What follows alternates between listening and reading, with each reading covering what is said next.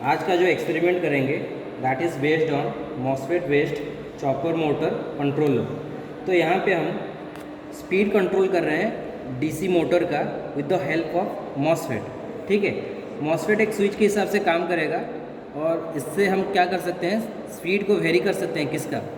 Motor का speed को very कर सकते हैं। देखो, अगर कांस्टेंट सप्लाई दोगे तो स्पीड भी कांस्टेंट होगा, लेकिन अगर तुम्हारा सप्लाई अगर चेंजिंग नेचर का रहे तो जो मोटर का स्पीड होगा वो भी चेंज होगा कि नहीं। तो आज का जो एक्सपेरिमेंट है उसमें हम क्या करेंगे कि स्पीड को वेरी करेंगे मोटर का by switching on the MOSFET. MOSFET को ऑन ऑफ करेंगे तो हमारा जो आउटपुट वोल्टेज होगा वो वेरी होगा, उसके हिसाब से हमारा मोटर का स्पीड वेरी होगा। तो यहाँ पे देखो डायग्राम में ये है हमारा मॉसफेट। ठीक है, मॉसफेट है और यहाँ पे हम डीसी सप्लाई दिए हैं 110 वोल्ट का, और जो लोड होगा वो यहाँ पे कनेक्टेड किया जाएगा। लोड के हिसाब से हम अभी बॉल को कंसिडर कर रहे हैं, बॉल को एज ए लोड लिए हैं। ठीक है, तो अब पूरा यहाँ पे आते हैं। ये जो सर्किट देख रहे हो ना, ये पूरे सर्किट को हम कंट्रोल सर्किट बोलते हैं। इसका मेन काम होता है कि जो मॉसफेट है उसको ऑन ऑफ करना। ठीक है, मॉसफेट को ऑन ऑफ करने का काम है तुम्हारा कंट्रोल सर्किट को। मतलब अगर मैं चाहता हूँ कि ये स्विच का ऑन टाइम को बढ़ा दूँ या तो कम कर दूँ, तो ये पूरा कंट्रोल सर्किट उसके ऊपर काम करेगा। ठीक है, तो ये कंट्रोल सर्किट में क्या क्या है देख लो। यहाँ पे जो देख रहे हो ना IC1 लिखा है, this is actually A integrator. ठीक है, तो यहाँ पे देखो ये एक इंटीग्रेटर है। इंटीग्रेटर का जो आउटपुट है उसको हम एक कंपेरेटर को दिए हैं, और कंपेरेटर का जो आउटपुट है that is basically A square wave.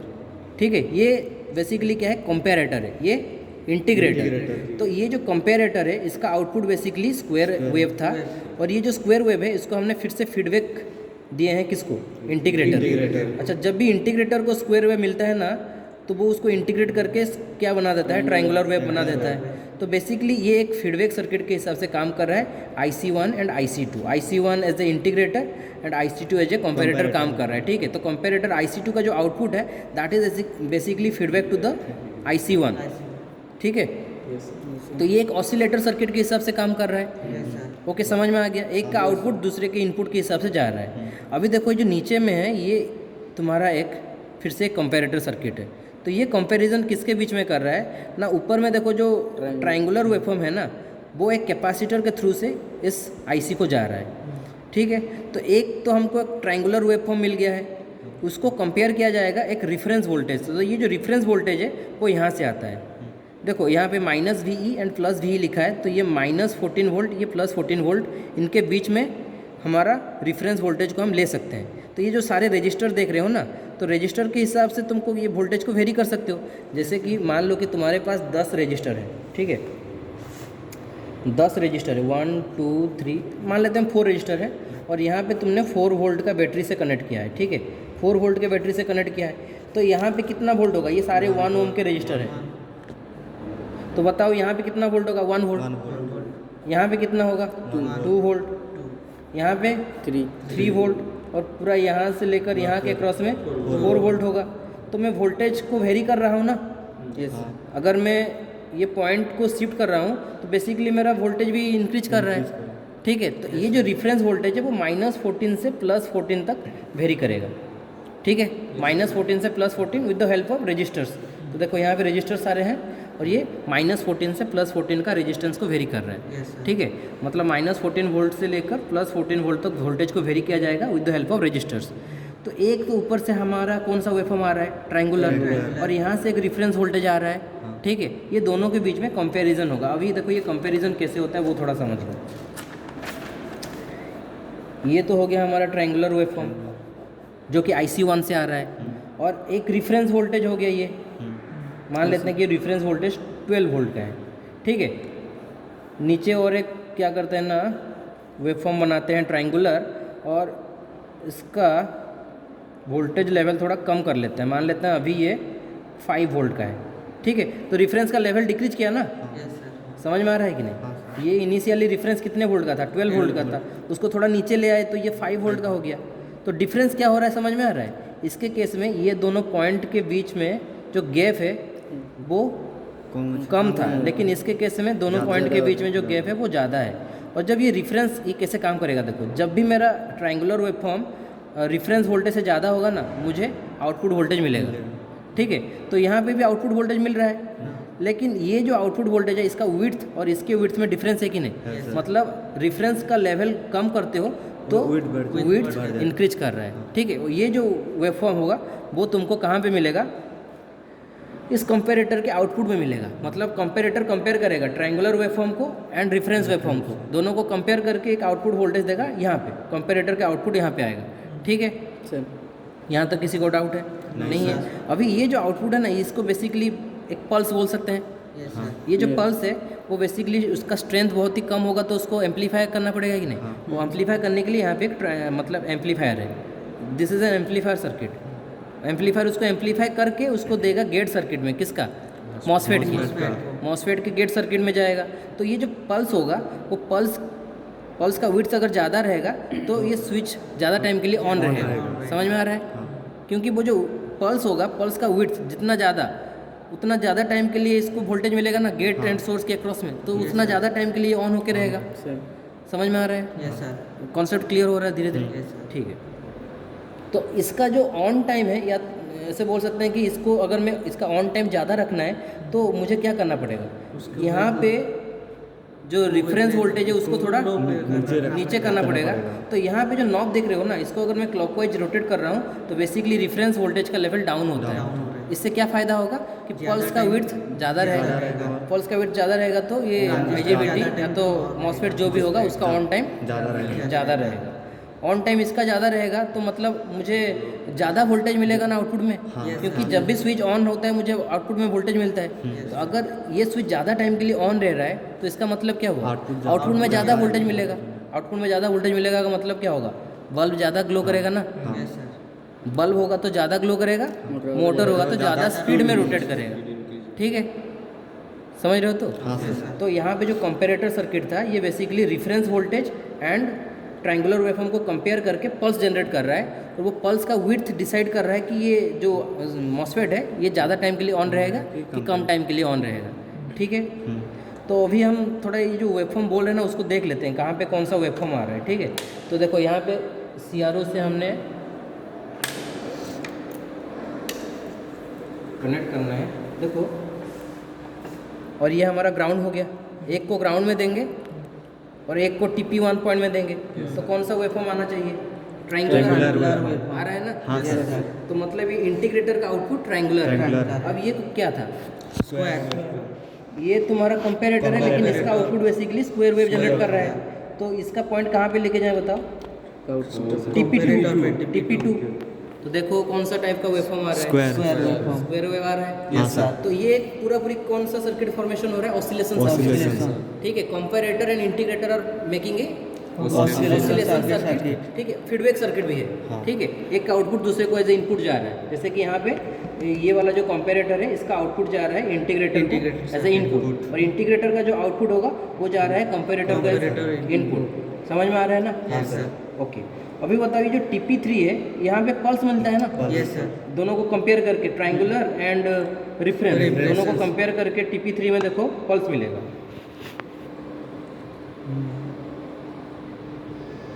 आ रहा है पल्स? हाँ, यस सर।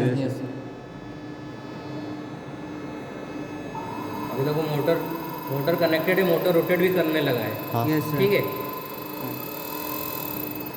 स्पीड कम, समझ रहे हो? अभी ये जो पल्स देख रहे हो ना, ये जो पल्स देख रहे हो यही पल्सेस हैं जो कि डिसाइड कर रहे हैं कि कितने टाइम के लिए तुम्हारा स्विच ऑन होगा, कितने टाइम के लिए ऑफ होगा। अच्छा बताओ कि अगर मैं यहाँ से क्लॉकवाइज रोटेट करूँ तो मेरा ऑन टाइम इंक्रीज हो रहा है ना? हाँ सर। ऑन टाइम इंक्रीज हो रहा है, ऑफ टाइम डिक्रीज हो रहा है। ऐसे पकड़ो। अब इसका कैलकुलेशन कैसे करते हैं जानते हो? जैसे देखो यहाँ से यहाँ कितने डिवीजन आ रहे हैं, 6 डिवीजन आ रहे हैं ना। हाँ, 6 डिवीजन आ रहे हैं कि नहीं? ये एक बॉक्स कितने डिवीजन का है, 5, और एक एक्स्ट्रा जा रहा है, तो 6 डिवीजन तुम्हारा ऑन टाइम दिखा रहा है। हाँ। तो यहाँ पे देखो टाइम पर डिवीजन 0.5 पे रखे हैं। हाँ। तो 0.5 पर डिवीजन है, और यहाँ पे 6 डिवीजन आ रहा है, तो मतलब 6 को मल्टीप्लाई करो 0.5 से, that is 3। That means 3 millisecond is your on time. And off time calculate करने का तरीका ये जो नीचे में दिख रहा है तुमको वेवफॉर्म, हाँ वहाँ वो कितने मतलब डिवीजन खा रहा है देख लो, 6 मतलब 3 मिली सेकेंड का तुम्हारा ऑन टाइम है, 3 मिली सेकेंड का ऑफ टाइम है, मतलब total time is 6 millisecond, out of which 3 millisecond is your on time and 3 millisecond is your off time. ये समझ में आ गया ना? Yes sir. एंड यहाँ पे देखो वोल्ट पर डिवीजन, वोल्ट पर डिवीजन में देखो ये जो नॉब है, मतलब एक लाइन दिख रहा है ना, हाँ 5 को इंडिकेट किया है ना, हाँ तो ये एक डिवीजन कितना है 5 का है, तो हमारा कितना जा रहा है 6 ऊपर तक, 6 इंटू 5 30 वोल्ट, तो मतलब अभी 30 volt is across the load. समझ में आ रहा है कि Yes, sir. जो पल्स है, समझ गए ना? Yes sir. तो यहाँ से हमको वोल्टेज कैसे निकाल रहे हैं, पल्स का कितना वोल्टेज है और कितना टाइम पीरियड है इसका समझ में आ रहा है, ऑन टाइम ऑफ टाइम। अभी देखो अगर मैं यहाँ पर थोड़ा इंक्रीज कर रहा हूँ, क्लॉकवाइज घुमा रहा हूँ, क्लॉकवाइज घुमाने का मतलब क्या होता है कि पल्स का विड्थ बढ़ेगा, पल्स का विड्थ बढ़ रहा है ना, हाँ सर। देखो यस सर। पल्स का विड्थ बढ़ रहा है, पल्स का विड्थ जब बढ़ रहा होगा उस टाइम उसका ऑन टाइम चेंज हो रहा है, ऑफ टाइम भी चेंज हो रहा है, हाँ। तो क्या उसका ड्यूटी साइकिल भी चेंज नहीं हो रहा है? ड्यूटी साइकिल भी is basically on time by total time ना, यस सर। तो ऑन टाइम चेंज हो रहा है तो मतलब उसका ड्यूटी साइकिल भी चेंज हो रहा है कि नहीं समझे? कैलकुलेट अभी कर सकते होंगे ना, जब मैं उसका ऑन टाइम को इंक्रीज कर रहा हूँ तो कैसे उसका डिवीजन कैलकुलेट करके उसका ऑन टाइम देखोगे, समझ में आ रहा है? हो जाएगा ना? और अभी इसका स्पीड मेजर करना है तो टेकोमीटर कनेक्ट कर सकते हैं, टेकोमीटर का कनेक्शन बताएं कि नहीं, वो टेकोमीटर लेके आओ।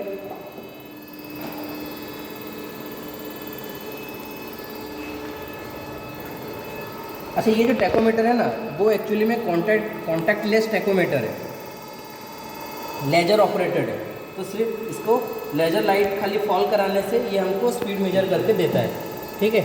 अभी देखो यहाँ पे लेजर लाइट फॉल हो रहा है तो एक स्पीड बता रहा है कि नहीं आरपीएम में, तो इसको यूज करके हम स्पीड मेजर कर लेंगे, समझे कि नहीं?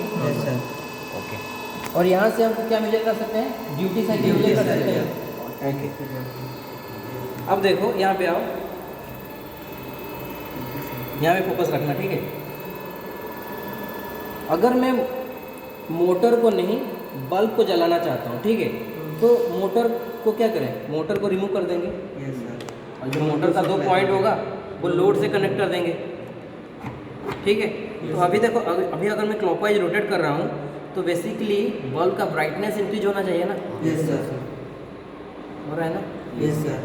मतलब जैसे जैसे क्लॉकवाइज इंक्रीज हो रहा है तो यहाँ से जो पल्स मिल रहा होगा वो उसका ज़्यादा विड्थ बढ़ रहा होगा, विड्थ बढ़ रहा होगा तो ये IGBT ज़्यादा टाइम के लिए ऑन रहेगा, ये जितना टाइम के ज़्यादा टाइम के लिए ऑन रहेगा मतलब लोड में उतना ज़्यादा ही वोल्टेज आएगा ना, ऑफ रहेगा तो कहाँ में वोल्टेज होगा, नहीं? तो अगर ज़्यादा टाइम के लिए तुम स्विच को ऑन करके रख रहे हो, इसका मतलब क्या होगा कि brightness of the bulb must be increase, output मुझे ज़्यादा मिलना चाहिए। अगर मैं क्लॉकवाइज ज़्यादा रोटेट कर रहा हूँ, मतलब क्लॉकवाइज डायरेक्शन में जैसे ज़्यादा रोटेट करेंगे उतना ज़्यादा बल्ब का ब्राइटनेस भी बढ़ेगा, समझ में आ रहा है ना? तो बेसिकली यहाँ पे जो पूरा सर्किट देख रहे हो, यहाँ पे फोकस करो, ये पूरा सर्किट हमारा कंट्रोल सर्किट है। इसका काम खाली सिर्फ है कि ये जो स्विच है ना, इसका ऑन ऑफ टाइम को कंट्रोल करना है, समझ में आ रहा है? अभी देखें ना कैसे करके यहाँ का जो वेवफॉर्म है, मतलब इसको जो पल्स मिल रहा है यहाँ पे TP3 में देखें ना, उसका कैसे पल्स का विड्थ चेंज हो रहा है, तो उसका विड्थ के हिसाब से ये ऑन ऑफ होगा, ठीक है? तो जब ये IGBT ऑन होगा उस टाइम तुमको क्या होगा, आउटपुट में वोल्टेज आएगा कि नहीं? तो एक सर्किट देखो, अभी ये सर्किट को भूल जाओ, इसका तो समझ गया ना? तो सर्किट में तुम्हारा बेसिकली एक स्विच है, सर्किट में बेसिकली तुम्हारा एक स्विच है, यहाँ पे आगे यहाँ पे 2 पॉइंट दिया गया है, किसको कनेक्ट करने के लिए, लोड को कनेक्ट करने के लिए, तो लोड को ऐसे कनेक्ट कर दिए, लोड हमारे इस केस में बल्ब है, ठीक है? उसके बाद यहाँ पे एक आइसोलेटेड DC सप्लाई कितने वोल्ट का लिखा है, 110 वोल्ट का DC सप्लाई लिखा गया है, ठीक है? तो अब मुझे बताओ कि मैं ये जो स्विच अगर मेरा कंटिन्यूसली ऑन है, पूरा ऑन ही है, ठीक है, उस केस में क्या होगा, हर टाइम लोड को वोल्टेज मिलेगा। तो अगर ये 110 वोल्ट का सप्लाई होगा तो लोड के अक्रॉस में हर टाइम कितना वोल्ट रहेगा, 110। अगर ये स्विच पूरा ऑफ रहेगा तो 0 वोल्टेज रहेगा। लेकिन हम क्या कर रहे हैं, स्विच को ऑन ऑफ कर रहे हैं, और स्विच कब ऑन हो रहा है, ऑफ हो रहा है, वो डिसाइड हो रहा है तुम्हारा ये पल्स से, TP3 से, ठीक है? वो पल्स का विड्थ डिसाइड करेगा कितने टाइम के लिए स्विच ऑन रहेगा, कितने टाइम के लिए ऑफ रहेगा। तो अब ये स्विच मान लेते हैं ऑन ऑफ हो रहा है, तो मुझे ऐसे करके एक वेवफॉर्म मिलेगा कि नहीं? कुछ टाइम के लिए लोड के क्रॉस में 110 वोल्ट रहेगा, जब मेरा स्विच ऑफ रहेगा, कुछ टाइम के लिए मान लेते हैं मेरा स्विच ऑफ है, तो लोड के अक्रॉस में वोल्टेज 0। फिर से जब मेरा स्विच ऑन हुआ, लोड के अक्रॉस में वोल्टेज 110। फिर से जब मेरा वॉल्व ऑफ हो गया, लोड में अक्रॉस में वोल्टेज 0 है। तो ये जो वोल्टेज है ना, वो बेसिकली तुम्हारा जो ये जो वेवफॉर्म देख रहे हो, ये बेसिकली लोड के अक्रॉस में वोल्टेज का फ्लक्चुएशन दिखा रहा है। तो इसका एवरेज कैसे निकालेंगे बताओ तो? इसका एवरेज कैसे निकालें अभी? टोटल इसका एक एवरेज वोल्टेज रहेगा कि नहीं? जैसे मान लेते हैं कि तुम्हारा मंथली सैलरी, एक मंथ तुमको 110 रुपये मिला, सेकेंड मंथ तुमको 0 मिला, थर्ड मंथ फिर से 110, थर्ड मंथ फिर से 0। तो पूरा 12 मंथ का ऐसे लिखेंगे, डिवाइडेड बाय 12 करेंगे तो एवरेज आएगा कि नहीं? तो उस हिसाब से इसका भी तो एक एवरेज आएगा ना। इसका एवरेज कितना आएगा? क्या 110 से ज़्यादा हो जाएगा? नहीं, कम ही होगा ना। तो मान लेते हैं कि 85 आया। तो ये जो 85 है, मैं ऐसे बोल सकता हूँ कि अभी तुम्हारा 12 मंथ का एवरेज सैलरी 85 है, ऐसे बोल सकते हैं। तो इस वेवफॉर्म का जो एवरेज वोल्टेज होगा, वो उसका हाइट मान लेते हैं 85 वोल्ट है। समझे? तो ये चॉपर के हिसाब से काम किया कि नहीं? फिक्स्ड डीसी था 110 वोल्ट, मैंने इसका स्विचिंग ऑन ऑफ को वेरी करके इसका आउटपुट वोल्टेज को ऐसे लाया कि इसका एवरेज वोल्टेज 85 हुआ। क्या इसको मैं चाहूँ तो 80 नहीं कर पाऊँ? 80 भी कर पाऊँगा, 50 भी कर पाऊँगा। तो ये स्टेप डाउन चॉपर के हिसाब से काम किया कि नहीं? कॉन्सेप्ट समझ में आ रहा है ना? तो ये जो पूरा कॉन्सेप्ट था कि कैसे तुम स्विच को ऑन ऑफ करके average output voltage across the load को वेरी कर सकते हो। ठीक है, लोड को हर टाइम 110 वोल्ट नहीं मिल रहा है कि नहीं? तो उस हिसाब से उसका जो एवरेज होगा वो 80 होगा कि 70 होगा कि 50 होगा, डिपेंड कर रहा है तुमने कितने ज़्यादा टाइम के लिए ऑन करके रखा। अभी देखो, अभी अगर मैं इसका ऑन टाइम को बढ़ा दूँ, ठीक है, तो ये इसका एवरेज 85 नहीं आएगा, 90 हो जाएगा। थोड़ा समझ में आ रहा है? तो यहाँ पे अगर मैं इसको क्लॉकवाइज रोटेट कर रहा हूँ, तो इसका मतलब है कि मैं इसका एवरेज क्या कर रहा हूँ? एवरेज आउटपुट वोल्टेज को बढ़ा रहा हूँ। तो एवरेज आउटपुट वोल्टेज बढ़ेगा तो ब्राइटनेस भी धीरे धीरे बढ़ेगा। ठीक है, समझ गए ना? कि पूरा एक्सपेरिमेंट में किसी को कुछ डाउट है तो बताओ। समझ गए सर। ठीक है, तो यहाँ पे जो वोल्टमीटर है वो वोल्टेज का रीडिंग दे रहा है, और यहाँ पे जो एमीटर है वो करंट मेजर कर रहा है। कोई दिक्कत नहीं है ना? पूरा एक्सपेरिमेंट समझ में आ गया? तो एक्सपेरिमेंट में तुमको क्या करना है बेसिकली, देखो अभी मैं लोड के क्रॉस का वेवफॉर्म को प्लॉट करना चाहता हूँ या तो देखना चाहता हूँ। तो लोड के क्रॉस का जो वोल्टेज है उसको मैं डायरेक्टली नहीं देख रहा हूँ सीआरओ में। एक एटेन्यूएटर सर्किट है यहाँ पे, देखो एटेन्यूएटर सर्किट देख रहे हो यहाँ पे। तो मैं पहले क्या कर रहा हूँ कि जो लोड का 2 पॉइंट्स है ना, उसको एटेन्यूएटर को दे रहा हूँ। एटेन्यूएटर में 2 हिस्सा है, एक 900 किलो ओम का रजिस्टर है, एक 100 किलो ओम का रजिस्टर है। ठीक है, तो ये पूरा 1000 किलो ओम का रजिस्टर हो गया कि नहीं? ये 2 पॉइंट के अक्रॉस में 1000 किलो ओम है कि नहीं? तो मैं क्या कर रहा हूँ कि जो लोड है, लोड के 2 पॉइंट्स को देखो, लोड के 2 पॉइंट्स कहाँ पे गए हैं? यहाँ पे कनेक्टेड हुए हैं ना। मतलब पूरे 1000 ओम के अक्रॉस में लोड के 2 पॉइंट्स कनेक्ट कर दिया हूँ। ठीक है, लेकिन मैं जब वेवफॉर्म देखूंगा मैं सिर्फ 100 किलो ओम के अक्रॉस में ही वेवफॉर्म को देखूंगा। तो ये एटेन्यूएशन हुआ कि नहीं? 1:10 का। पूरा लोड का वेवफॉर्म मैंने किसको दे दिया? लोड का वोल्टेज किसको दे दिया? 1000 किलो ओम को दे दिया। लेकिन देखते टाइम मैं किसके अक्रॉस में देख रहा हूँ? 100 के अक्रॉस में देख रहा हूँ। तो ये एटेन्यूएट करके वेवफॉर्म को दिखाएगा। क्योंकि देखो, अगर मैं ये पूरा वेवफॉर्म को इसमें देखूंगा तो इतना बड़ा वेवफॉर्म आएगा कि वो ये कवर नहीं कर पाएगा। तो बेटर होगा कि उसको क्या करें, कंप्रेस करके छोटा करके देख लें। तो 1000 वोल्ट मतलब 1000 के अक्रॉस में, 1000 किलो ओम के अक्रॉस में मेरा लोड वोल्टेज है, लेकिन मैं देखते टाइम किसके अक्रॉस में देख रहा हूँ? 100 के अक्रॉस में देख रहा हूँ, तो वो छोटा होकर दिखाएगा। ठीक है, तो अभी मुझे बताओ कि जो सीआरओ का 2 पॉइंट होगा उसको कहाँ पे कनेक्ट करें?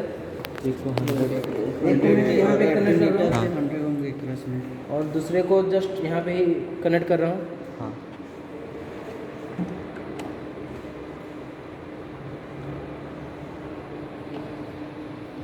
तो ये बेसिकली तुमको क्या दिखाएगा? लोड वोल्टेज दिखाएगा कि नहीं? Yes sir. देखो लोड वोल्टेज आ रहा है। Yes sir. Yes sir. समझ में आ रहा है कि नहीं आ रहा है? Yes sir. अभी मैंने लोड वोल्टेज देखा ना।